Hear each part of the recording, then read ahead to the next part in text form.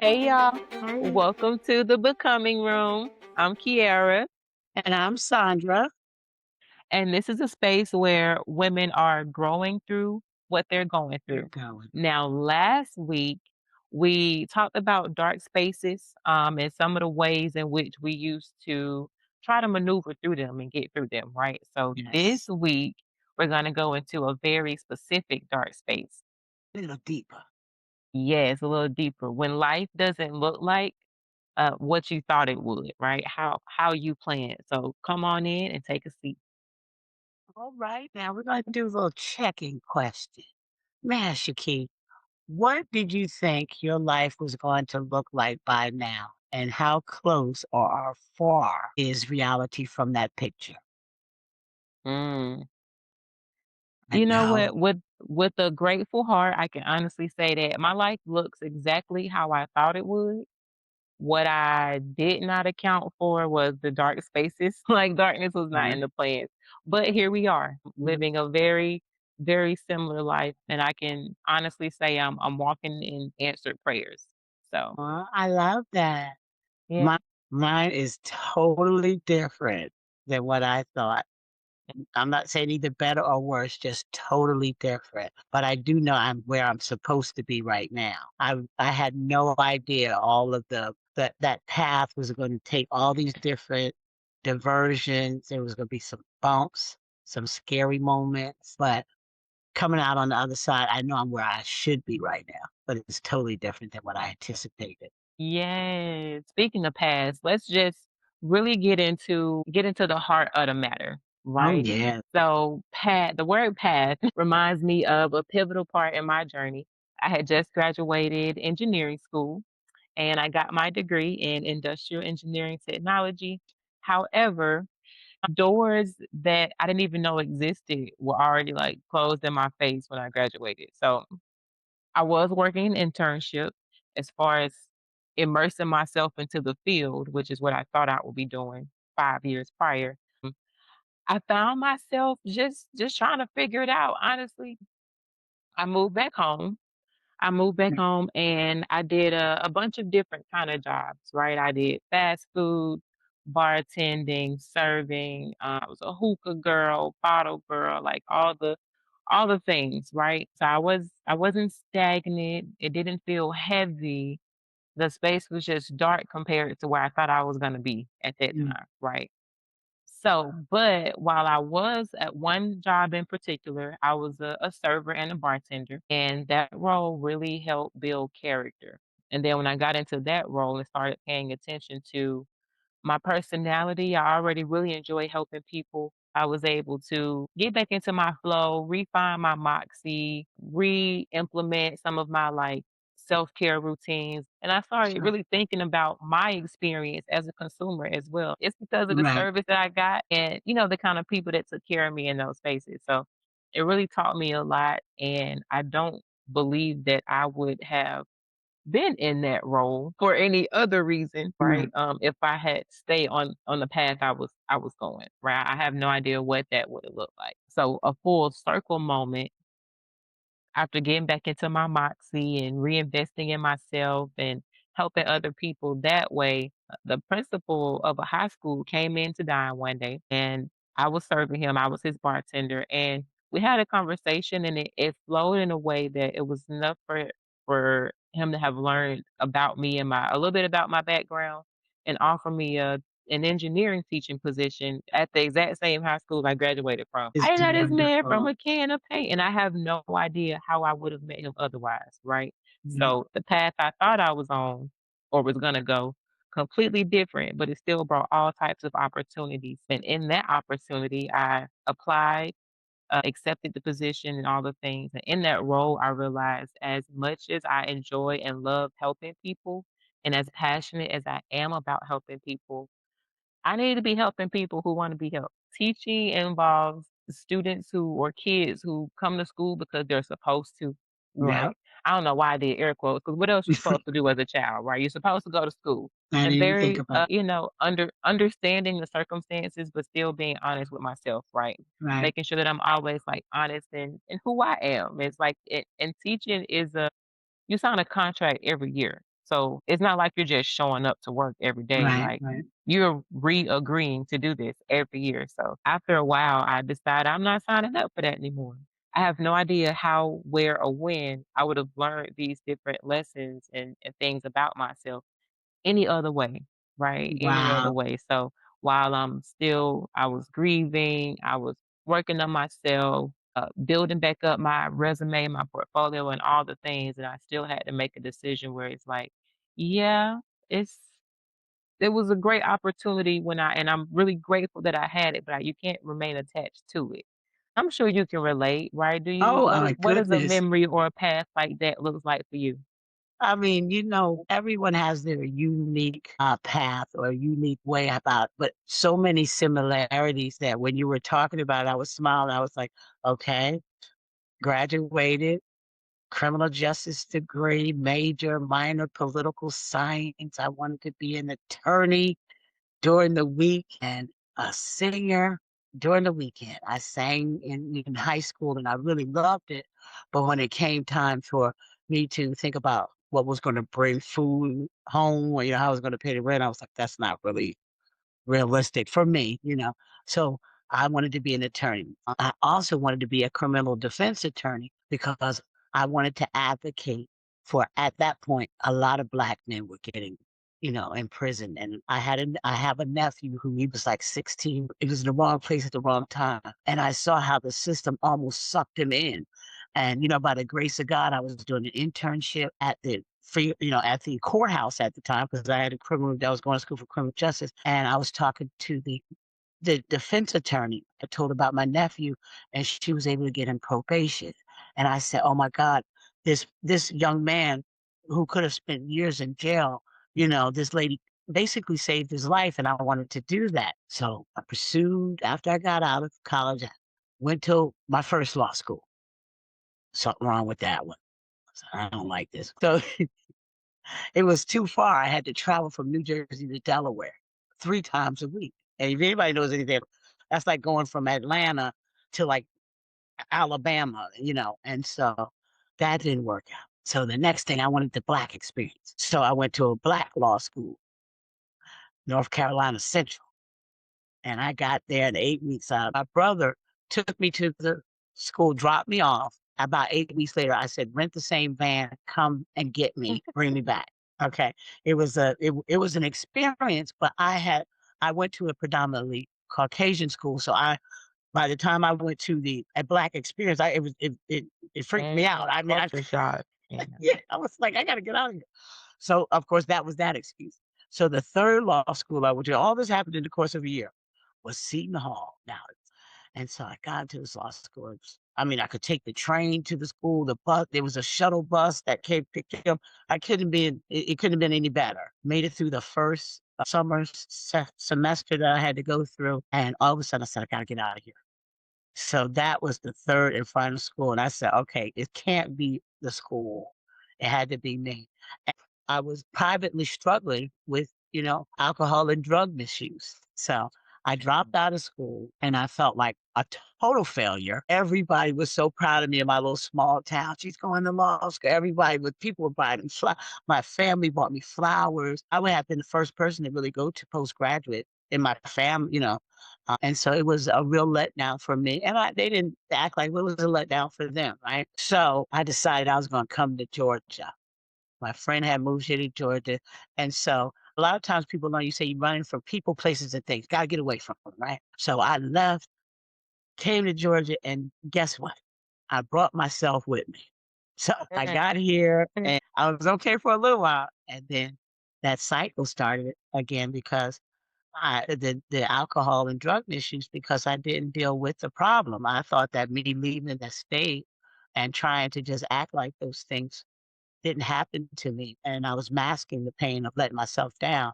It got even worse. So the pivotal moment for me was I met my fiance, now husband, and he helped me to realize that going to get help was not something of weakness, but it was of strength. And so, in between that and my sister and my nephew never giving up on me, and that was my pivotal moment. And started going into a treatment center. When I got out of that treatment center, the faith, recovery, and everyone helped me so much that I went back and got my paralegal certification. Didn't finish law school, let me go back and get my paralegal certification. And got that thing and said, I don't want to do this. So I was like, it was nice, it feels good, but no, no, thank you. It's too much. It was just too much. And And so, that's big. We have to yeah, realize that about yeah. ourselves.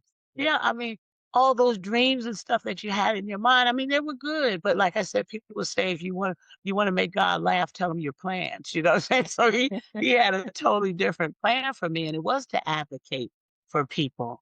And that's how we created Faith-Based Journey, so that we can advocate and help women, get to a place of peace, freedom, reclaim their lives, just like that lady helped my nephew, and so I said to myself, had I not gone through that struggle of alcohol and drug misuse, I wouldn't have felt like that God had given me this assignment to make it through all of those things, come out on the other side. And now what am I supposed to do with all of that? I've got to, serve and give back just like that lady did to my nephew. So that's what happened with me.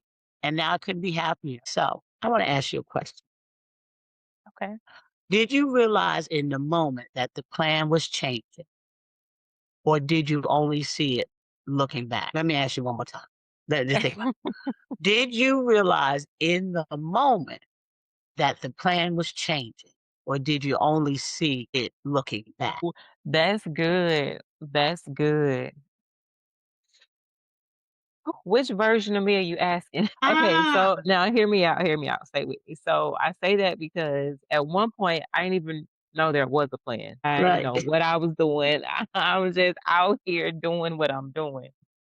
I had an idea of where I was going and you know what I'm saying, what I wanted life to look like, but I didn't exactly have a plan. And I think that's where everything fell apart. Yeah, I'll have to say in hindsight, did I see how and what was changing because when it was happening, it was just things I was going through and growing through. When I have an opportunity to either reflect on an experience, I notice like the way in which I choose to describe it. And also giving myself some flowers because in That's it, right. I can't, there were some dark days, but Yeah. the bright days outnumbered those. I don't have this extremely like depressing, down, Yeah. dark memory of those times, but things were definitely changing. My life looks exactly what I thought it would look like, but I didn't know how I would get here. Right.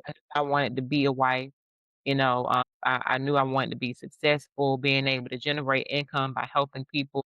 I acquired all the material things I thought I Right. wanted, but I hadn't prayed for or prepared for the means to be able to manage those things. So having those things and losing them and getting them again, Yeah. yeah, in hindsight, that was the Yeah. plan changing. I was really And just surviving, you know what I'm saying? Just working yeah. away, And living the the thing gap. about it is that's, I believe, when we come out on the other side, and if as we grow through what we're going through and see a positive aspect in everything that's happening, that flexibility also, I believe it always brings success. It might not bring the success that you think that you're going to have, but really we don't even know what that is because all the things that I've learned is that, God has such a bigger plan than we even have for ourselves. God had a bigger plan for me than I had for myself, but I had to be flexible with it. Right. Yes, it sounds like a lot of the lessons and growth come in the gaps, in the gaps of those seasons. Who or what helped you through your gap between, like, the plan and realities? And I'm so glad that you asked that question because when my journey started, when I started to develop and find myself, I would have listed people first.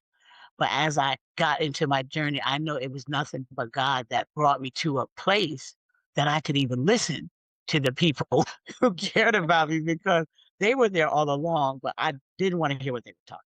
So in that gap, God came in. He basically told me to shut up. You don't know everything, and that there's people who love you and that, that even though you might not think what they're saying is something good, these are my angels. They're bringing you something that I need you to listen to. And so that was my sister and my nephew, my brother. I had two brothers. One passed away in 2008, and the other one passed away last month, and he had my back no matter what. And he helped me in that gap. He passed away before my healing and recovery journey started. But without him, I don't even think I would have made it as long as I did. And then my fiance, now husband, who I met My him. man, my man, my He man. I met him, he was in the grips of things going on as well, and had I not been in that grip, I probably wouldn't have met him because, but, the fact of the matter is that he said one thing to me one time, and he said, "You need to get some help." And I mean, it really at first it upset me. But then I said, "This man really cares about me," because we were kinda doing similar things. So if I stopped doing my similar thing, then how would he be sitting there? Because usually people do similar things together. He helped me to understand that, needing help was not a weakness. He said, "If you go and get help, I will be there with you. I will support you. I'll go through the journey with you." And, of course, I did it for myself, but it always helps to have someone, just like when we have some of the fellowships, going through it alone is very, very difficult. But if you have somebody that is really got your back and can go through it with you, that he really helped me through that gap. And the reality that I was going to be an attorney, it was okay. I started the FB, faith-based journey, and I knew that I could use whatever it was that I had there. I could use, and I just had to hone in on that. And so that's all that happened during the gap. Okay, the heart of this episode lives here. The shift isn't pretending the grief is gone. Looking at where you are now, is there a version of success you didn't know to picture that's it? Absolutely. The one I'm living in. So my life looks like what I thought it would, but again, I didn't know how I was gonna get here. I had no idea it would be anything other than engineering. Couldn't have Right. paid me to believe that I was a STEM kid, did all the things.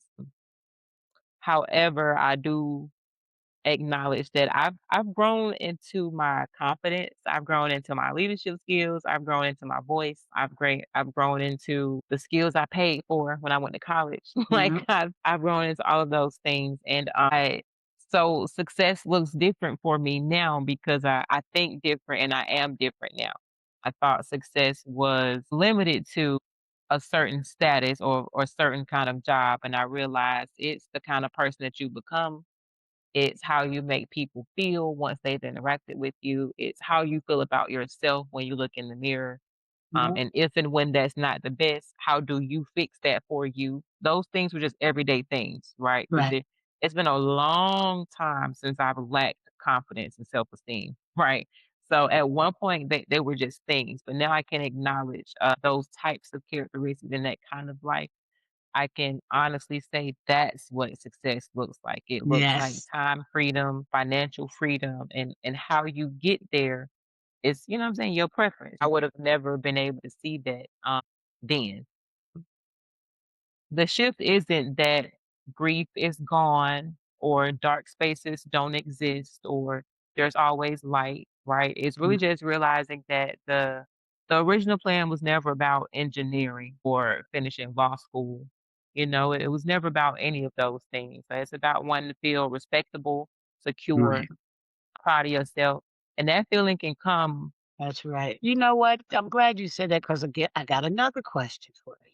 When did you start to separate the dream from what the dream represented? An exact moment doesn't come to mind, Okay. but it does revolve around reflecting on the fact that I had everything that I wanted, right? Because I in my youngest of years, I wanted a house with a garage, 2 stories, a guest room, success and someone to share it with, all the things, and a nice car, new car, 0 miles at that, and I acquired those things. Right. So it's but it wasn't until after I parted ways with those things and I really started to take inventory on myself, and it's like, "Huh, if if I wanted those things and I got them, imagine if I actually asked for and worked for, other things or similar or better things. It's just the discernment or the discipline, the stability and all the things to manage my That's right. blessings, right? I recall that moment shifting how I thought about things. I don't recall how I arrived at that moment other than being desperate and wanting to work on myself. I joined a community about 6 or 7 years ago that believed heavily in personal development, right? And it also happened to have been a fitness community, but I, I did go through a part where I felt heavy and I felt like a donut. I want, but before I even got there, I was looking for a mental, I guess, an outlet, right? I was grieving Mm. and things was dark, and so during that personal development, I actually don't even remember listening to, hearing, or learning about exactly what I was going through. It was the Right. habits and the time it took to invest in myself, and I started to change the way I thought about things. So sometime in that season, I had a chance to reflect, and I realized, wow, I literally I had gotten all the things I prayed for and worked for. I just didn't have I'm gonna say endurance because I am a fitness person, right? I didn't have the endurance. I ran out of gas somewhere Right. along the line. So somewhere in my personal development journey, I realized that the plan and the dream represented something that could be obtained whether I did that or not.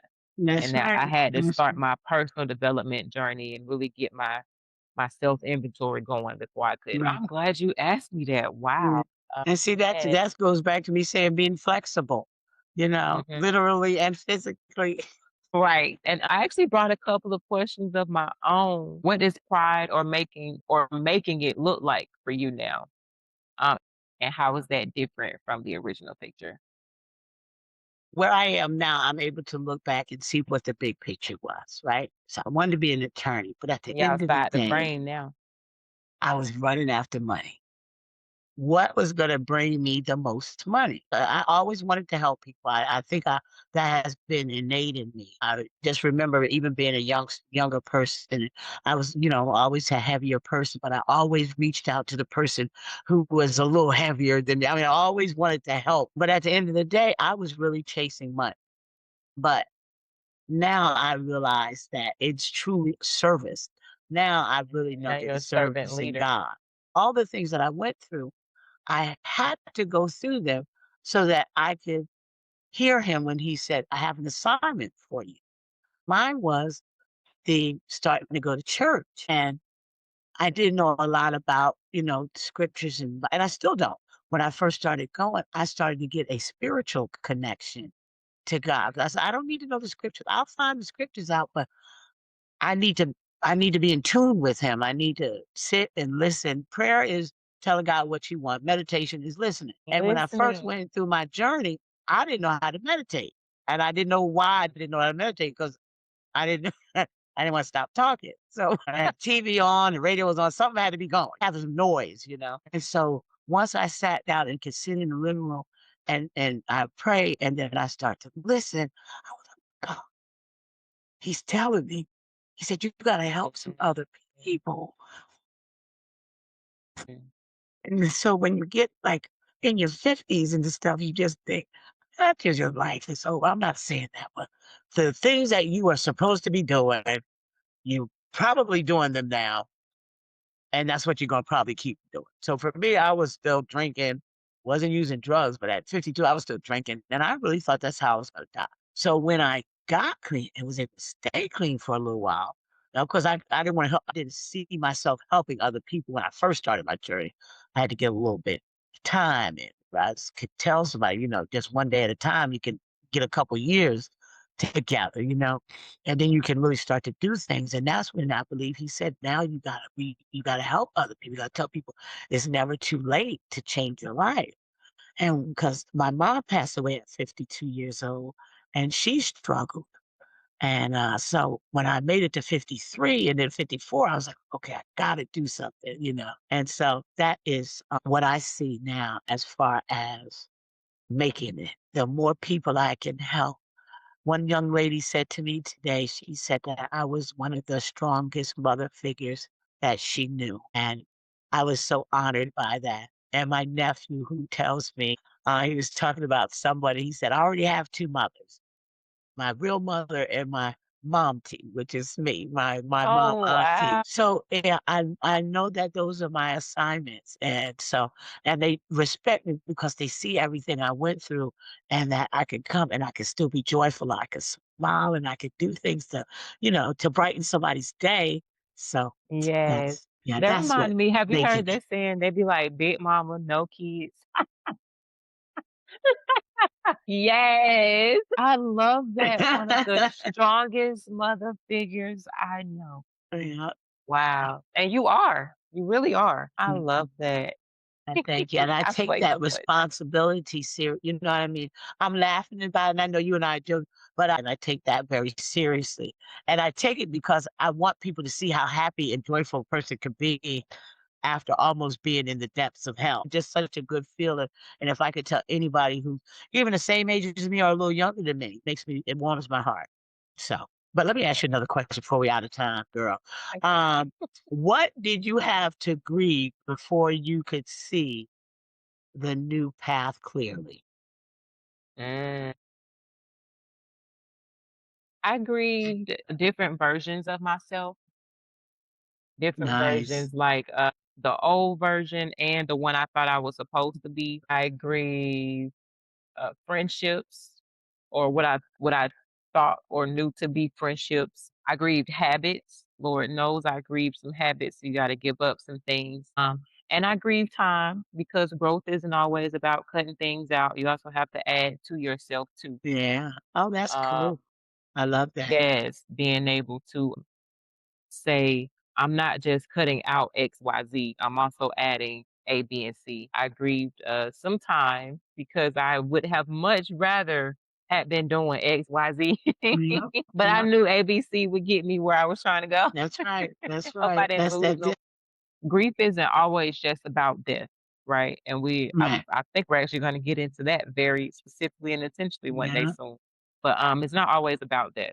So I grieved things that still exist, and I grieved the opportunity and the decision and the person I was when I was That's doing those right. things. That's right. And the Um, version that you thought something was supposed to be, and it ended up being something else, and it's still a part of your life, but you did grieve that original version of it. Yeah. And speak that really just sounds like becoming out loud or becoming in real life, Mhm. right?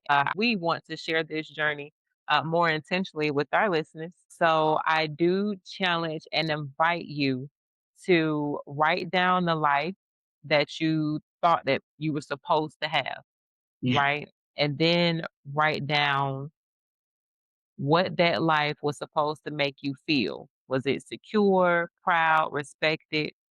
And then ask, which one of those feelings can I start building toward right now? What was that life supposed to make you feel? And how many of those feelings can you actually invite and have in your life right now, no matter Right what? now. You know what I like to do at the end of things? I love a good reflection question, Yes. Yes. or Yes. something Yes. like that. You got anything for us today? What does becoming look like this week? Um, Drop So, your answers in the comment section. We yeah. would love, love, love to Yeah. hear your answers. What does becoming look like this week? And don't forget to also do some personal inventory. And yeah, and then until Yeah. next time, just always remember, y'all, healing is a destination and becoming is a Is journey. a journey. Yep. Until next time, Keep keep coming.